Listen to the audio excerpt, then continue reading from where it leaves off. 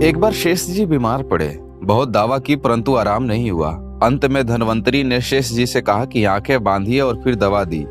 बहुत जल्द ही वो दुरुस्त हो गए।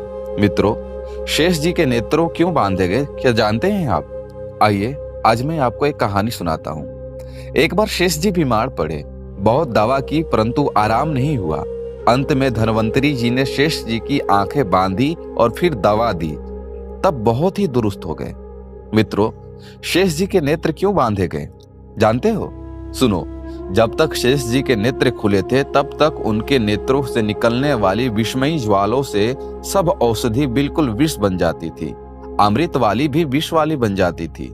नेत्र जब तक बांधे गए तभी तक दवा बनी रही और चंगे हो गए। इसी प्रकार जब तक हम अपनी संपूर्ण विषय पूर्वक पापी दृष्टि को बंद कर अर्थात नीचे नहीं करेंगे, तब तक 7 जन्म में भी हमारा सुधार नहीं हो सकता।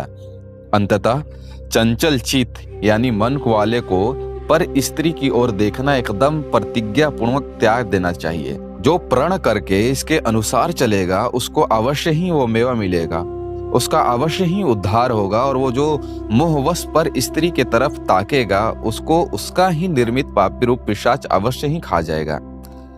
विषय दृष्टि को बंद करने से, किसी स्त्री की ओर बिल्कुल भी ना ताकने से पापी से पापी मनुष्य भी बहुत जल्द ही सुधर सकता है। नीची अर्थात नम्र दृष्टि से ही मनुष्य ऊंचा से ऊंचा बन सकता है। जो गिद्ध या ऊंट की तरह किसी स्त्री को गर्दन उठा करके घूम करके ताकेगा वो फौरन ही नरकुंड में जा गिरेगा। नीच पुरुष शनि स्त्रियों की ओर धीरे से और पापी दृष्टि से देख सकते हैं और देखा भी करते हैं। भला ऐसे नरकी पुरुषों को कौन बचा सकता है? भक्तदास वामन ने कहा है, चटक मटक नित कुमित वन ताकत चले हूं चोर, वामन ऐसे अधम नर पड़े नरक के घोर। देखिए, ऋषि मुख पर्वत पर जब माँ सीता देवी के गहने श्री लक्ष्मण जी के सामने जांचने के लिए रखे गए, तब श्री लक्ष्मण जी ने क्या उत्कृष्ट उत्तर दिया। ना है जानमी केयूरे ना है जानमी कुंडले, नर्त पुंतवा विभाजते नित्यम पदाभिवांदते।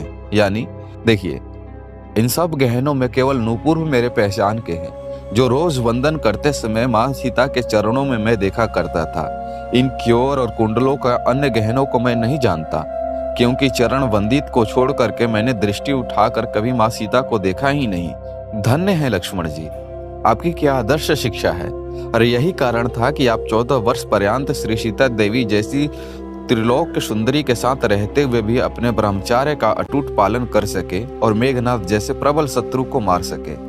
मेघनाथ तो केवल इंद्रजीत ही था, परंतु आप तो उससे भी बढ़कर इंद्रजीत थे। श्री मक्षणाचार्य कहते हैं, जितम जगतम केन महीना एयन।